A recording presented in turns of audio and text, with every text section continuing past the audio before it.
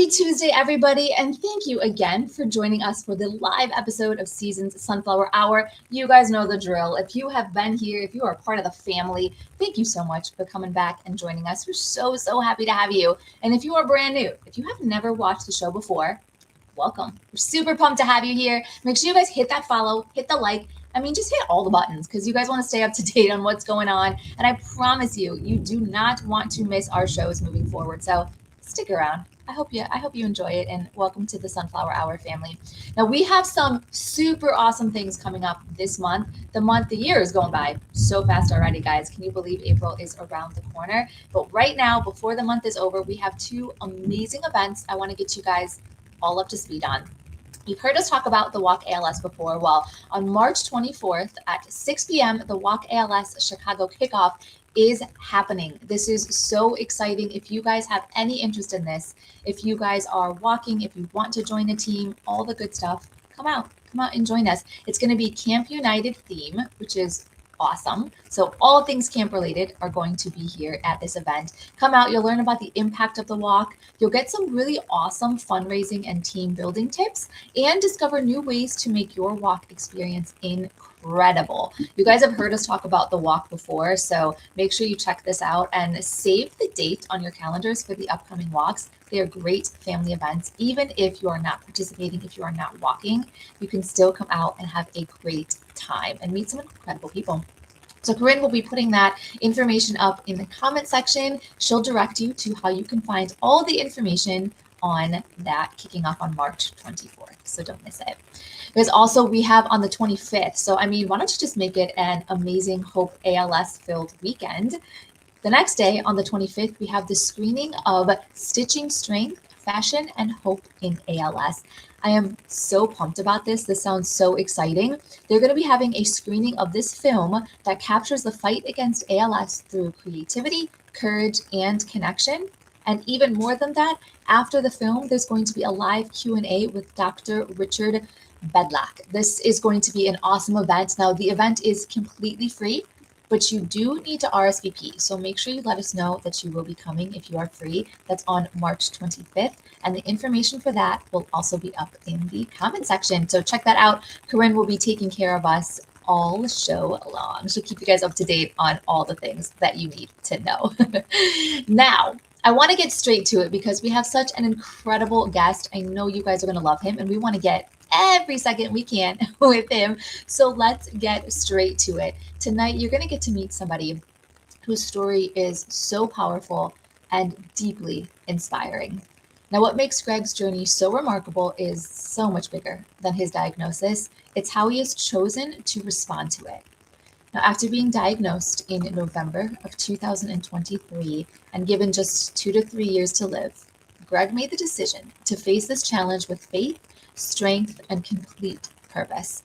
And here we are now more than 2 years later, and he remains active with minimal progression and a mindset that continues to inspire not only his doctors, but the community of people looking to him for hope. And here to share his story and his journey with ALS, please welcome Greg Coach Neal. Greg, welcome. Hi, Susan. Good to see you. Oh, it is so good to see you. 2 days in a row, I've got to hear your voice, and it's been awesome. Well, thank you. Do. Tomorrow, when I don't get to hear, I'm going to have to call you just to hang out. You're welcome to call anytime. I love it. Oh, I am so pumped. I'm so excited to have you here with us tonight and to get to share your story because I got a peek at it. You and I got to chat a little bit, and I cannot wait to talk about some of the really cool things that you've been up to. But let's take it to the very beginning. Let's go back. We know you were diagnosed in 2023. So take us back to that moment what went through your mind when you first heard those words, you have ALS? Well, I thought we were going to have fun, but that's not the best way to start. You know what? I just throw the hammer. I throw it straight out. Let's just go. You're right. Well, that was back in, like you said, November 19th of 2023. It was the end of a 12-month-long neurologist parade. So I probably had entered my 12th neurologist, gone through a needless surgery, and I found the new neurologist I was referred to was a wonderful, wonderful doctor. She was just fantastic. And my wife had come with me that day. and I'm not expecting anything but another, maybe another neck surgery. Who knows what I'm going in for? And she spent an hour just basically looking at me in my underwear, and I thought, well, I'm looking pretty good, so yeah, keep looking. Hope my wife doesn't get jealous. But after that hour, she looked at us and she goes, "I think you have ALS." And shock was the first thing that probably entered my mind. Denial. And then I looked over at my wife. Her name's Amy. We'll hear me refer to Amy all the time. I looked at Amy and I saw hurt, I saw pain, and I saw fear. And that was the hardest part of that day. And it was just, that was the devastating part. I was calm and I felt acceptance toward it. She did not. So that started a months long journey of where do we go from here? Did you know what ALS was? Did you and Amy know what those words meant? I mean, if you're feeling all those feelings, I'm guessing you did. That's almost a joke because, sometimes you'll play the game of your worst way to die. And Amy's has always been, I'd hate to burn to death. Mine has always been ALS. Yeah. Really? So be careful what you wish for. Oh my gosh. Okay. So you knew exactly what those words meant when you heard them. Yeah. And plus, I'm here in Chicago. I can actually see Hallis Hall from my front window. And following Steve McNichol, who was on the TV almost nightly, I got to follow his decline. And I actually know Steve. And it was, that's been very hard to watch over the last 8 years. Okay. But with all of that, though, and the fear and all of those emotions that you're feeling when you hear something as big as that, you said when we talked that your world actually changed in many ways for the better after this happened. Mine did immediately. Yeah, immediately mine did. As we walked out of the hospital, we had a long walk to get to my truck, and Amy was very quiet, which is not like her. And I just walked out. It was a crisp November day. The sky was puffy white clouds, beautiful blue sky, crisp breeze was blowing, birds were chirping, and I just heard everything so clearly. And my whole life at that time was defined for me because most of the time you wonder what's going to happen with the rest of my life, what I'm going to do with the rest of my life. Well, right then and there, the end of my life got defined for me. And things just got more clear for me. It made an easier path of what I had to do. Again, I was in shock. It hadn't set in yet, but I got to see things in a way that I'd never seen them before. Yeah, when we were talking, I don't know, it stuck with me. I still remember because you were saying, wow, you noticed things, right? The sky was bluer, the birds were louder. Like you said, all the things, all the senses were activated. And yeah, you just all of a sudden in an instant, life became bigger and brighter. Yeah, a sense of appreciation came into me.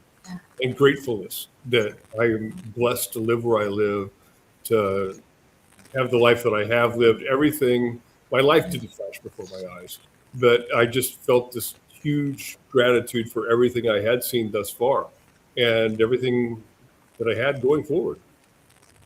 Have you still felt that? I mean, like, here we are over 2 years later. Are you still feeling all of those same just in ways it's amplified?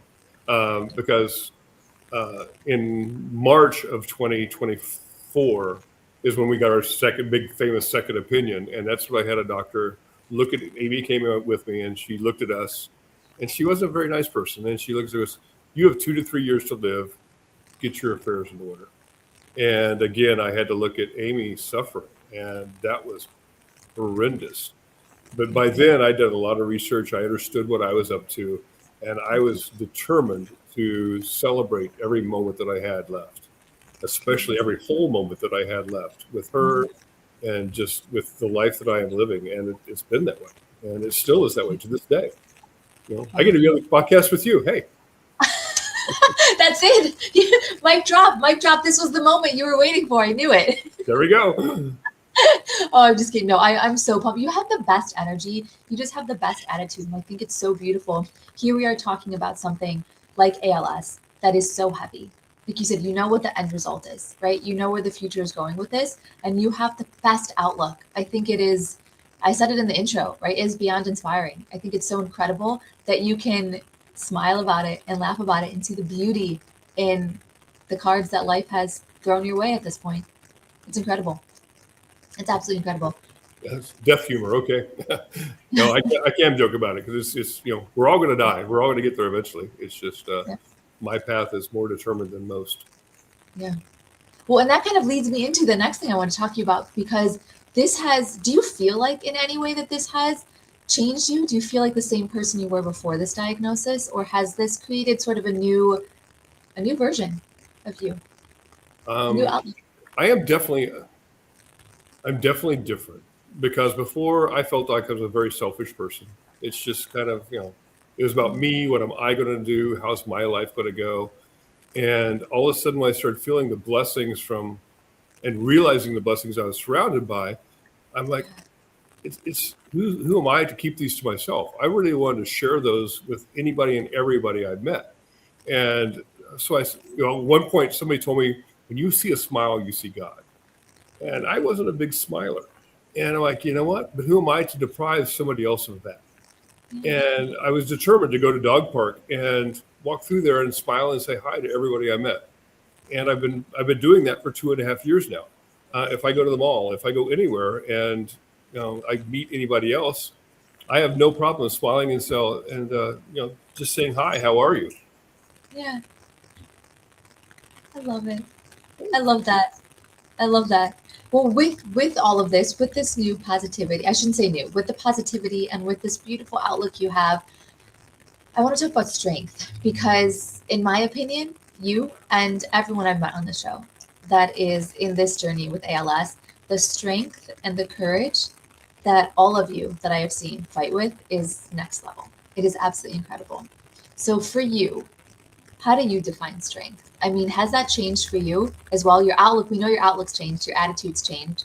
How has strength changed for you before and after the diagnosis? Strength has changed completely. I mean, before this, I lived my life like it was bulletproof. I lived 100 miles an hour. I left no stone unturned, and I was always looking for the next great thing. Uh, Strength has completely changed in the fact that now I live in the moment, in this moment right here, right now. Um, it's just like being on the podcast tonight. I'm like, I was excited about it, but I was a little worried about it. So I'm going to do something I'd never done before, but I want to live in this moment. I want to give you everything I have because I owe it to you. And just like I owe everything about my life to those around me. And that's my strength now, is to share it with others. Well, I'm going to go on a limb and say I think you've unlocked a new talent, because I think this is your thing. I think you need to add a speaker to your resume, because you're incredible. Well, thank you. I'll do my best. Yeah. But don't you worry, I will be bugging you to come back on the show. So you might end up being a Sunflower Hour regular. So we're going to add this to your portfolio. Okay. I'm in. It's going to happen. You and the whole family, actually. You and the dog. You will be here later. Yes, I love that. I love it. Well, because you do look good. I love that. We were joking about it before. You look incredible, and your speech is incredible, and you still have a lot of mobility. You're still moving around. And like you said, the doctor told you back then, get your stuff in order, get your affairs in order. You have 2 years. And I love it. It's kind of, you laughed in their faces, because here you are, almost 3 years, 2.5 years from the original diagnosis, and you're still doing your thing. You're still kicking ALS's butt. So what do you think has helped you do that? How do you think you've been able to stay healthy and slow the progression and just keep moving and keeping active? How have you been able to accomplish that? Number one on that list is very easy. It's prayer and it's faith. I immediately turned to my faith and cried for help. I said, I need help. I can't do this. I can't carry this on my own. And I want to lean back to a movie called The War Room. It's a 1999 or 2015 film about a older woman who's selling her home, and the realtor comes in, and as she's going through the house, she finds a closet that's full of scripture and prayer up on the wall. It's like, what is this? She goes, this is my war room. She goes, what's your war room? She goes, it's where I go to pray and to spend time with God. And the whole movie revolves around that war room. And when I came home from my diagnosis, what am I going to do? What am I supposed to do? I didn't know. So I immediately thought back to that movie, and I started I'm studying the disease of ALS. What can I do? Two, I'm like, where can I find help at? And I started reading the scriptures. I started writing down scriptures, and downstairs I have a big weight room, and I turned my weight room into my war room. And so I headed down those stairs, and my weight bench is now my kneeling bench, and I said my prayers. I asked God for help, and that's where my original strength came from. But number two on that list is also doing a research. Um, One of my favorite songs says, pray like it's all up to him and work like it's all up to you. Well, I was praying like it was all up to him. I had to work like it was all up to me. And I started researching everything I could find on ALS, the cures, the treatments, and this, which came up pretty nil. There wasn't much out there. But I did find one book. I mean, there's dozens of books. There's great books out there. It's called Deanna's Protocol by Dr. Vincent Tadone, whose daughter was diagnosed with ALS. She was a young lawyer, up and coming, and he's an orthopedic surgeon. And he was unwilling to, and the book is phenomenal. It diagrams every step of their process they went through, which is exactly what I went through. And he refused to accept it, that there was no treatment, there was no cure, there was no nothing. So he started working eventually with neuroscientists, developing a formula to say, hey, what can we do to help the muscle, to improve the muscle strength, to keep the muscle from degenerating? And basically, he created what I call a super Gatorade. And I immediately ordered it. It made sense to me. I ordered it. It came in. I've been drinking it every day since for 2.5 years because it just makes sense to me that I'm nourishing my body with everything it needs to keep these muscles strong. So those were the two major things I did. Ooh. And you're an athlete, right? I mean, you'd spent I think your whole life was you were being athletic, you were training. Do you think that plays a part in it too? Have you stayed pretty strict with your just health regimen as well? I'm not sure. That's a great question. And I can't answer that one because at the time I was diagnosed, I just turned 60. I was determined to get down to my fighting weight. I was going to be the best looking 60-year-old you've ever seen. I was lifting very heavy weights, doing heavy workouts. And all of a sudden I found out that may be detrimental to me. And after my diagnosis, my body couldn't handle the weight anymore. It actually started cramping. And in my mind, still to this day, I think cramps equate death for that muscle. So that got to be scary, very scary. So everything had to change for me. And my workouts are 20% what they used to be.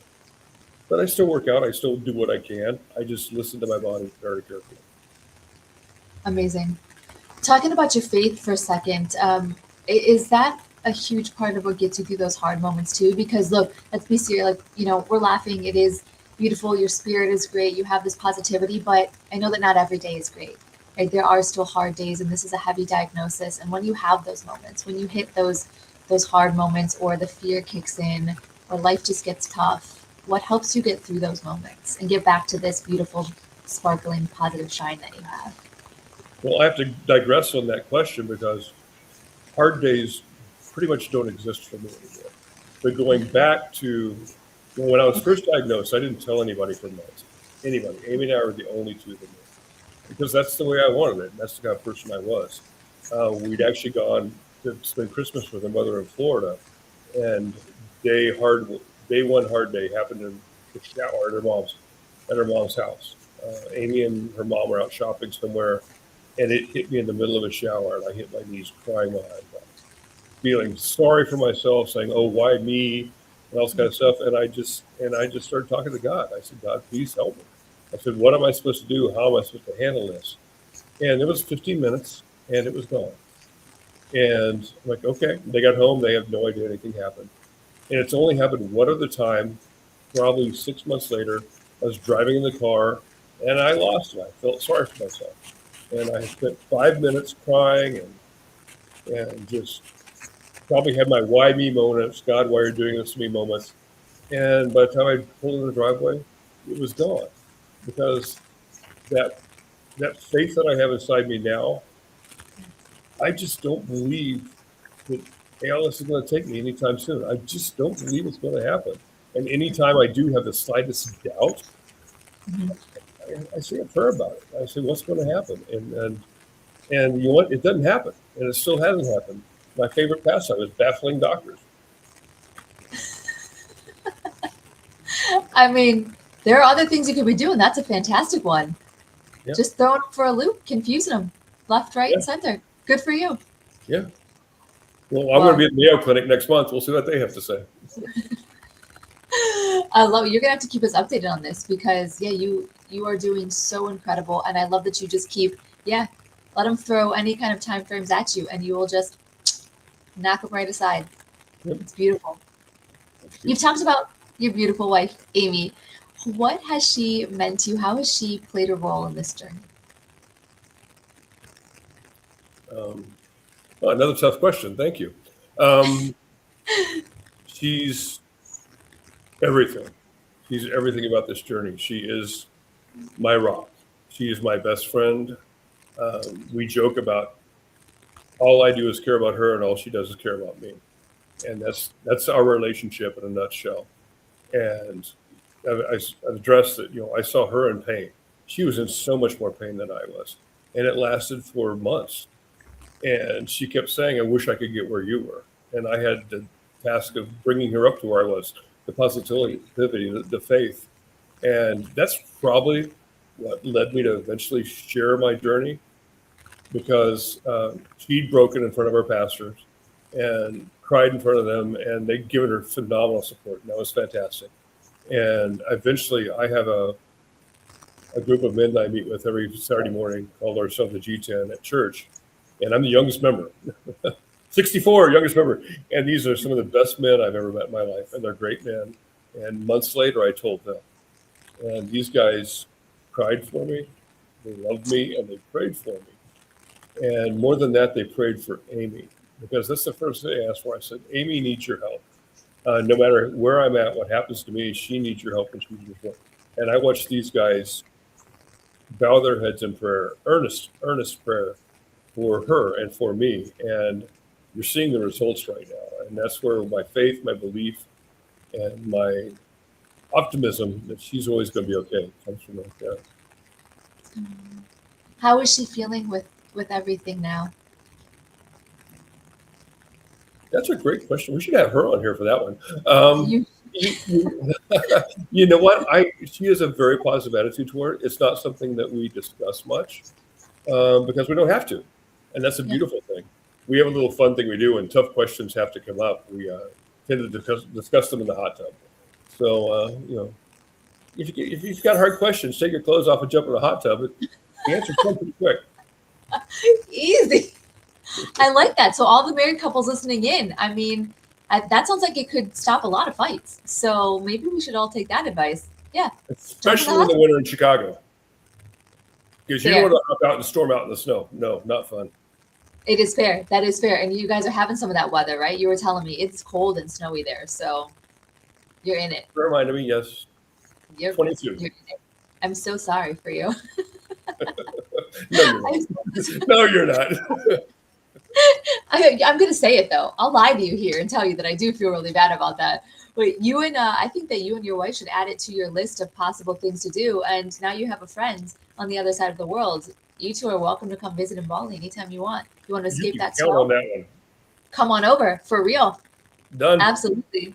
Come on over, meet my pup.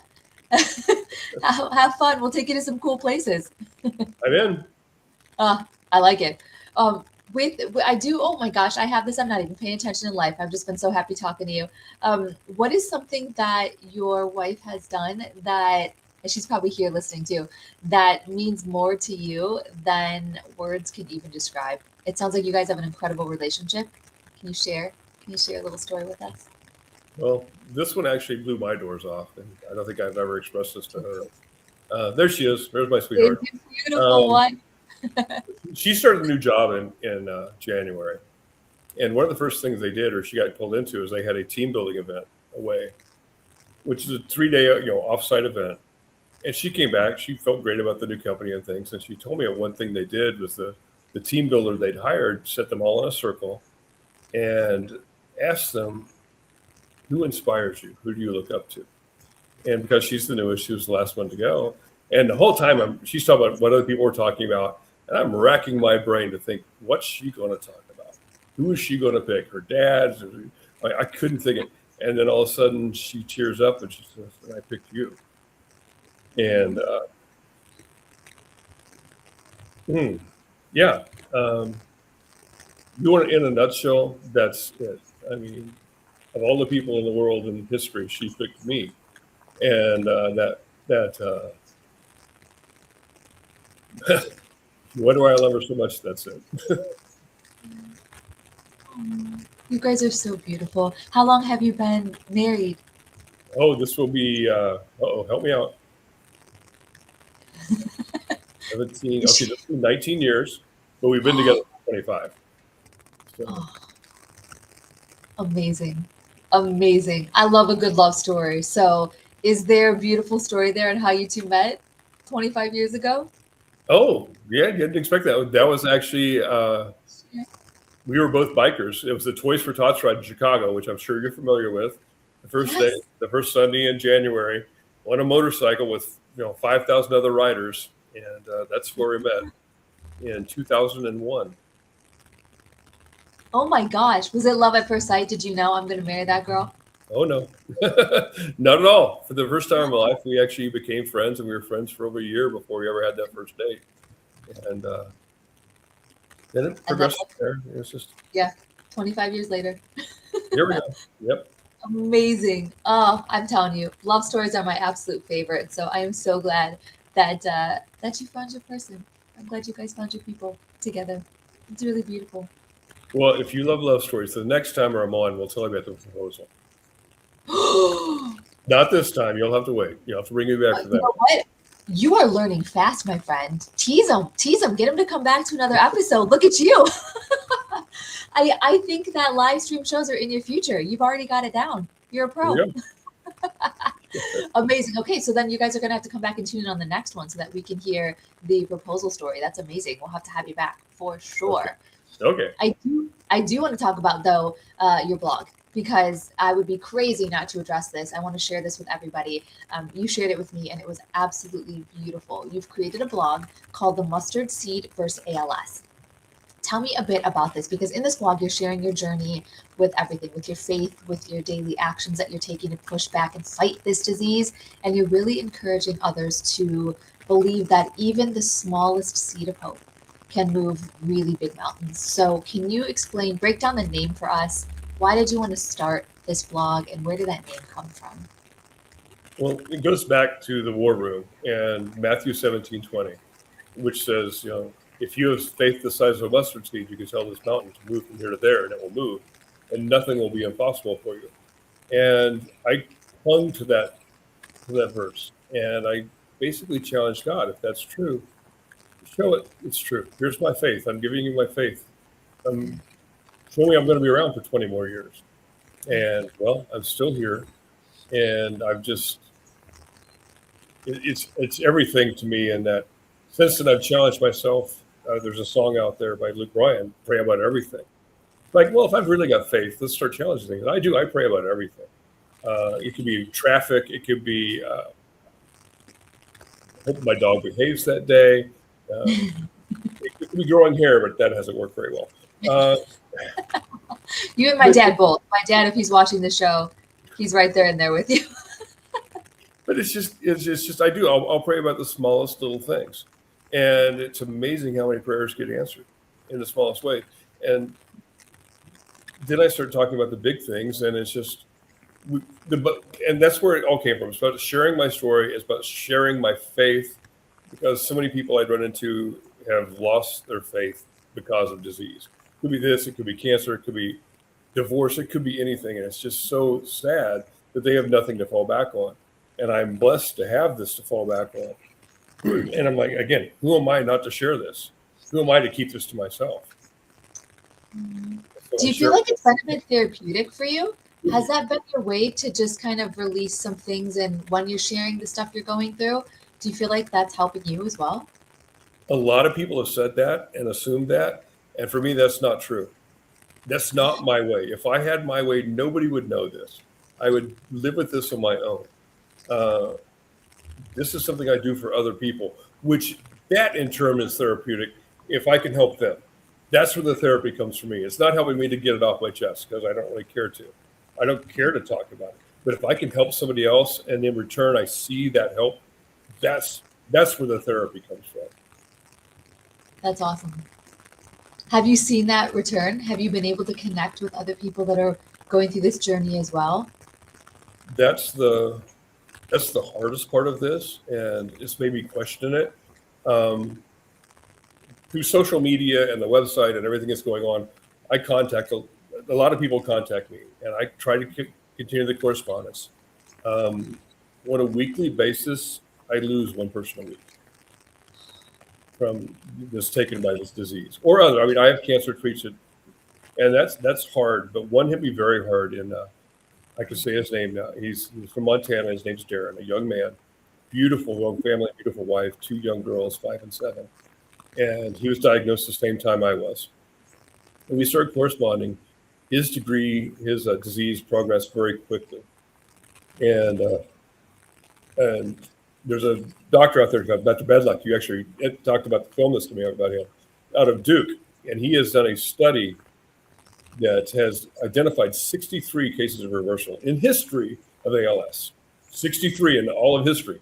But I nicknamed Darren number 64 because I was putting my faith to the test. I prayed about him every day. I took him to my group at church, and we prayed about him every day. And I thought, if I can help myself, I can help Darren too. Well, I lost Darren 6 weeks ago. And I say I because he became very personal to me. And it was very, very hard. It still is hard. I almost quit the blog because it was like, I don't have anything more to say. I failed. It was a big, it hurt my heart that I lost him. And especially that his family lost him because he was a special man. He was a man of faith. And I hate that it happened. But now I'm accepting of it. I understand, there's who's next out there. And I'll just keep going. And a lot of people I see through the blog are scared. And that's the hardest thing to see is the fear, and especially fear without hope. And so I try to give them hope in any way I can. I don't shove my faith down everybody's throats, but they have it. I dig into it. If they don't, I just try to give them anything positive. My tagline is find joy wherever you can, then share it. And that's what I try to do with everybody. But it's for so many, it's just such a dark thing. And I just hope I can, if I can make one smile happen a day, I will. I'm so sorry. I didn't realize that you lost him this recently. That absolutely stinks. So we'll all say, anyone that's watching this, if you guys just want to take a second to say a beautiful prayer just for him and his family, just so that we can, give them some love, send some love in their direction, because this is definitely not an easy moment. It really stinks. Thank you. But I love that you got to meet him and have him in your life and share the story. I think that's what's so powerful about this. It's some of the most amazing people I've ever met have come from this ALS community. And it is such a mixed bag, right? Because this is not the way I'd want to ever meet everybody, ever. But this community is so strong, and it is so beautiful, and it's so powerful. And the things that all of you are doing in the space to just spread awareness, to share hope, all the beautiful things you're doing for others battling this disease is absolutely incredible. So thanks for what you're doing. I'd just like to add one more thing in here, if I could, if you don't mind. In that, we're talking I'm done with you, Coach. Don't you worry. I'm not done with you, but yeah. Talking about me and my ALS and our ALS, but something that's getting just skipped by right now is caregivers. And something that's been very close to me, especially within the last year. I understand what a caregiver for somebody with ALS has to go through. And I just want to send out blessings to them and thanks to them. And they're the best people on this earth as far as I'm concerned. Because I imagine if and when it happens, I'm 250 pounds, and Amy's going to have to maneuver me with less mobility than they were a baby. And people do that day in and day out without pay, without gratitude. Oftentimes, those of us with ALS can't even speak to say thank you. and these people doing it just out of love. And I just want to send out love and appreciation for those for people who are doing that. Oh, I love that. Yeah, a shout out to all the caregivers, all the caregivers out there, because it isn't easy. Like you said, it's an everyday thing, every single day in and day out, and to see somebody that you love go through that is another level of hard too. On top of all of that, you're so thoughtful. Yeah, you're absolutely super thoughtful. Black, not that I don't want to get off the subject yet still, because I think there's so much cool things to talk about with this blog and all the things you've been able to accomplish with it. What have you learned from this? I know you said this isn't your way to release and be therapy, but have you learned something? Has it taught you something going through this whole process? Um, I've learned how old I am because of friends out of the woodwork from 50 years ago. Um, I've also learned how many great friends that I made through the years that I didn't realize that I'd made. Uh, Friends, thanks to social media, people from high school still keep track of me and jumped in, and they can regularly contribute. For most of my professional life, I owned bars and restaurants in Chicago, so I had thousands of employees that so many of them jumped in and supported me, and thoughts of good wishes and everything. And in the last 10 years, I've been teaching, and everywhere from their parents to my kids jump in and contribute and talk about the writings every week. So I've connected basically 4 generations of people through what I'm doing, and that's been a lot of fun to just take in that these people read about me, they care about me, and they pray for me. That's been awesome. That's so cool. I was just looking it up so that we can share this with everybody. Guys, I posted it in the comment section if you want to check out Greg's blog. There it is right there so that you can dive in and see it. I want everyone to be able to see this and just keep up to date with you, hear what you're going through. You just have the best energy. It's so incredibly beautiful. And not just stories of hope and all of that and connecting with people, but you're a music lover. You're an absolute music, and you share some of that on the blog. Tell me a little bit about this. What is music? What does it mean to you? Why do you love it so much? Well, some of that might be an understatement because everything I correspond with has to do with music. And the first song I heard when we got back in the drug cover diagnosis was by Mercy Me, called I Can Only Imagine. And it's a song about going to heaven and meeting Jesus. And I've just been told I was going to do it a lot sooner than I thought I would. And it's a song I just dived into. It's about I can only imagine what it's going to be like when I do that. And that song just resonated within me. And so many songs that I currently listen to, I lived with lots of Christian country and Christian rock, that it just poured into me. This just talked about what I was going through. Crowder sing a song called Somebody Prayed.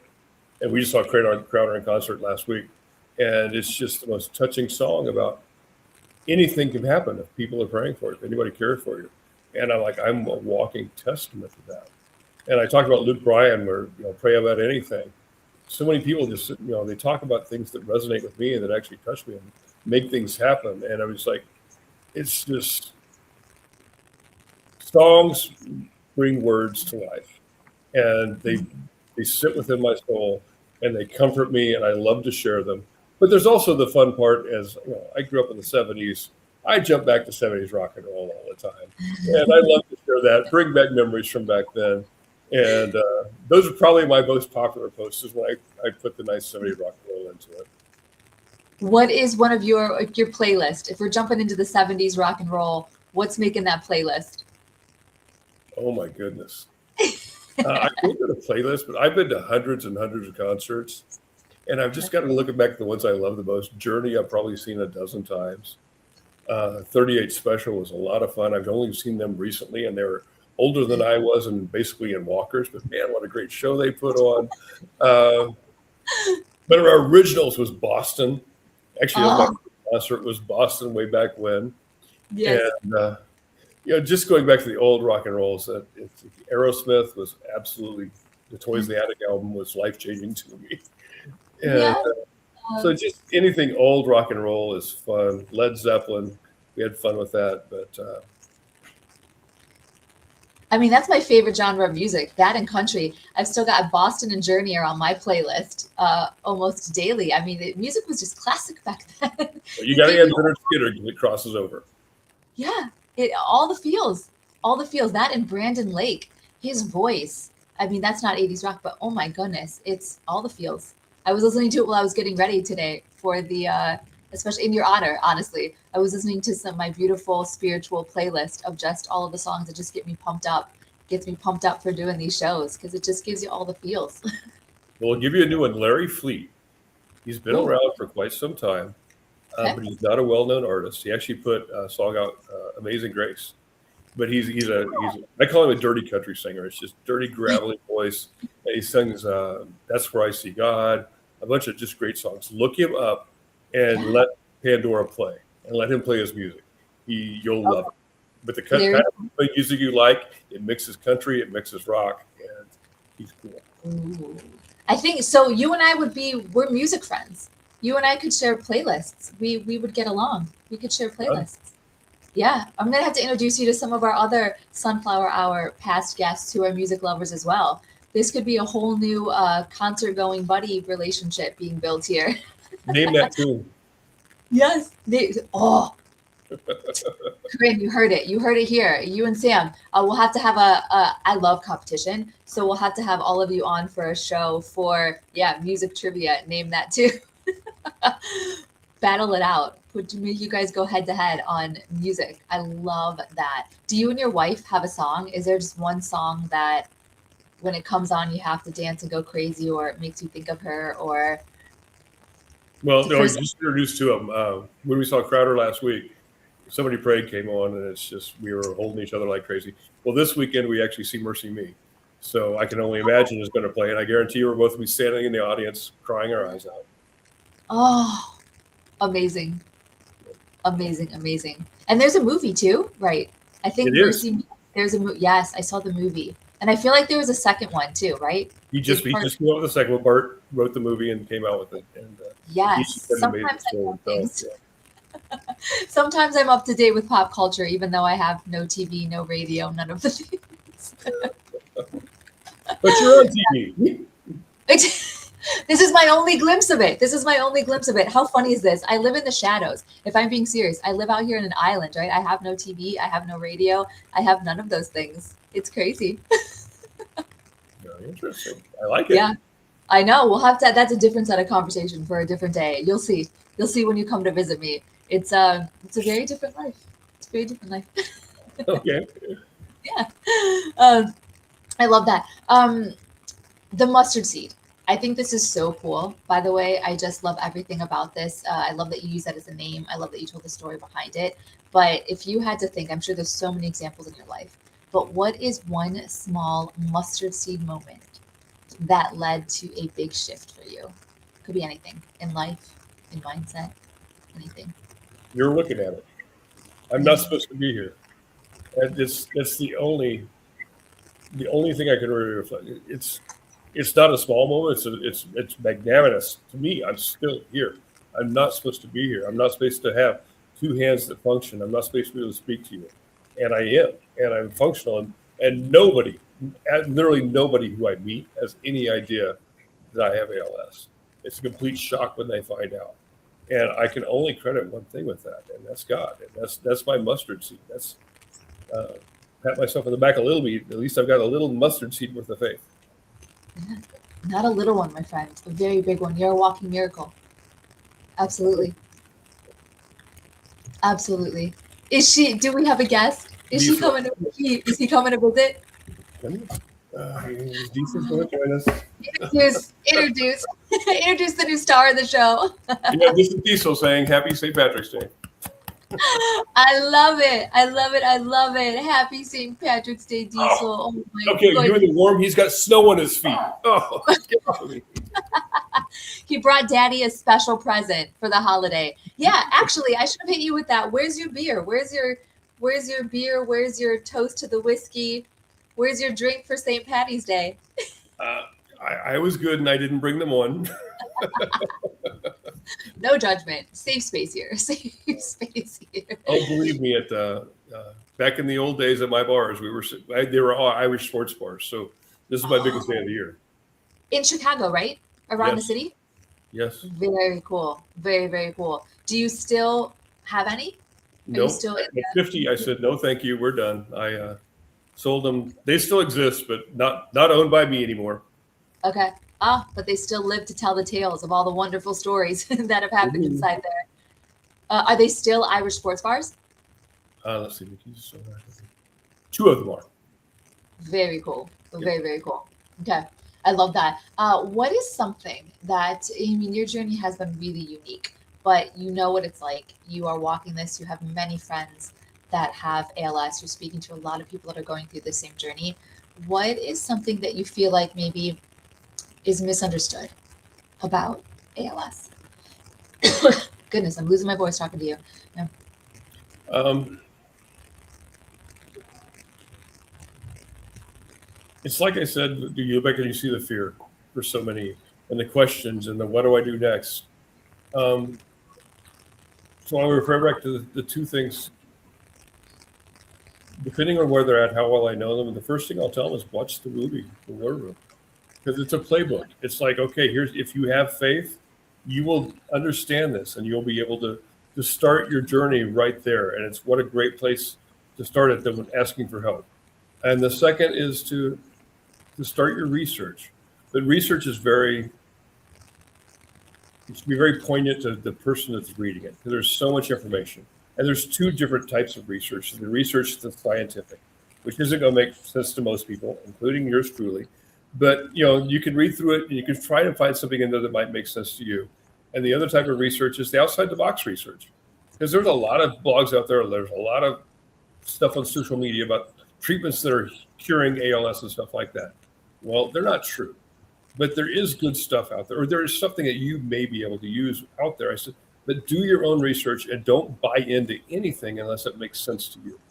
I do outside the box treatments, and I do cryotherapy. I do sauna therapy. I do acupuncture.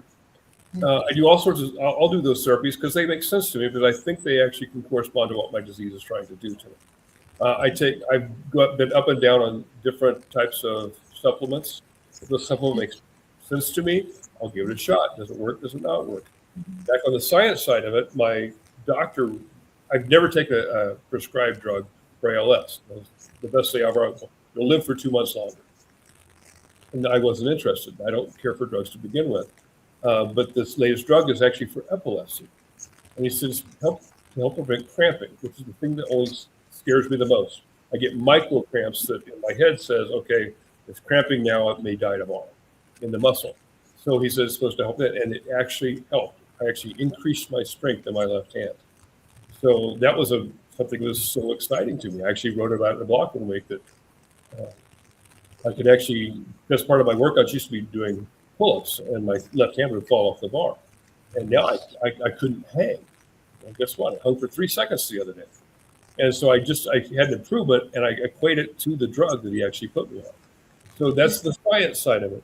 But people have to be very, very picky and not listen to everything they hear, and design anything they do to what benefits them. Because we're all different. This disease is different. It keeps everybody different. It could be limbs onset. It could be bulbar onset. You got to do what's right and what you can believe in. And be your own advocate, right? We've heard that story many times. It's a long road to diagnosis sometimes, and being your own advocate to know that, that you went through that experience, having a surgery because they thought it was something else, right? It took a while. It took a while to get here. Well, I love it. You're such an inspiration. And how did you, I don't even know the story myself, actually. How did you find your way to us? How did you find your way to ALS United Illinois? That's my Ford dealer is actually a very good friend of mine who owns the dealership. Been a friend for over 20 years. We bought $1 million worth of cars from him, and that's not a joke. We really have. He's one of the best men I know. Happened to be at a dinner with your CEO and at the Chicago Auto Show. And for some reason, my name came up. And so then Sarah actually emailed me, said, hey, I heard about you through John Hennessy, and boom, then I get introduced to you. That's it. I That's love it. okay. Oh, well, welcome to the party, my friend, because now once you're in with us, we just snatch you up, we make you part of the family, and you're stuck with us forever. You just Well, can't get away now at this point. we'll see. Let's have this interview again in 20 years. Small, you know what? I'm no joke. It's going to happen. I will mark my calendar for that. And maybe you come out to Bali and we'll do it here in person. That I'd really like. Yeah.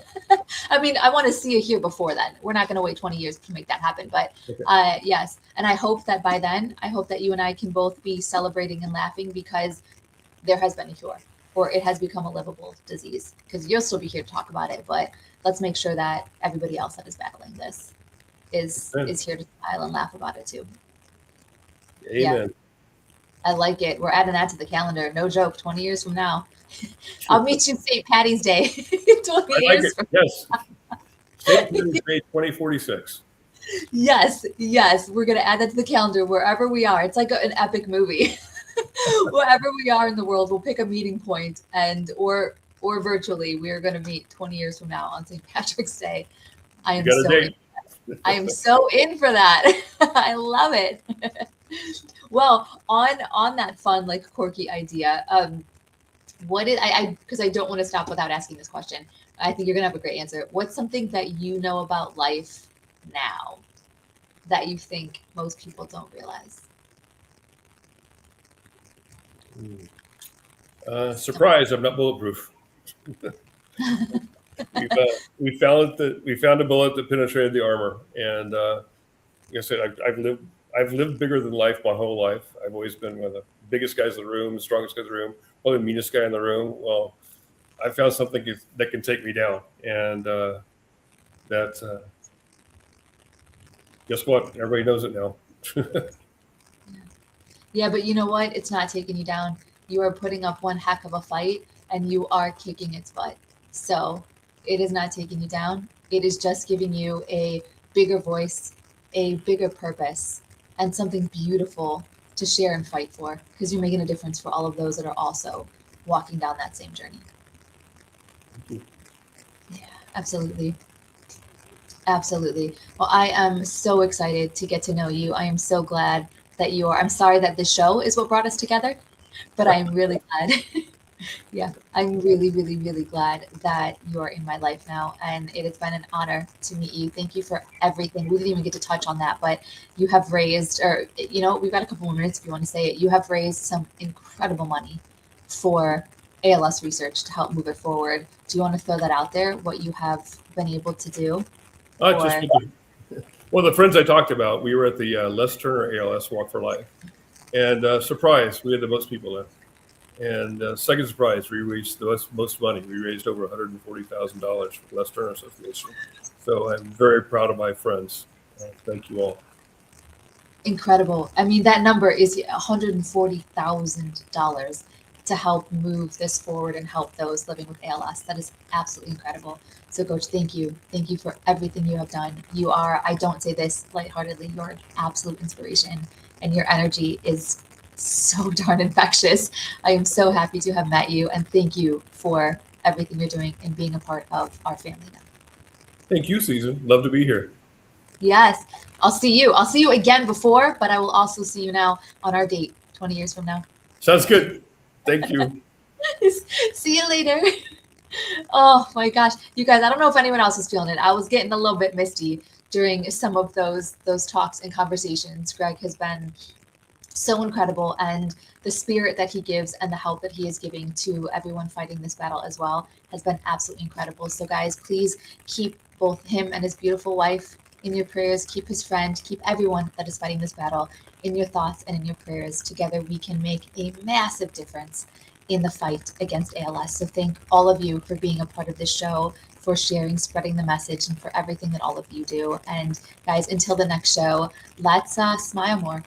In honor of Greg, let's smile, let's bring joy to everything that we do, and remember how incredibly beautiful life is and how lucky we all are to be here, and let's make the most of it. So thank you all for joining tonight. Have a beautiful and wonderful St. Patrick's Day. I will see everybody back here again next month for the April episode of Seasons Sunflower Hour. And until then, everybody, be bright and shine your light.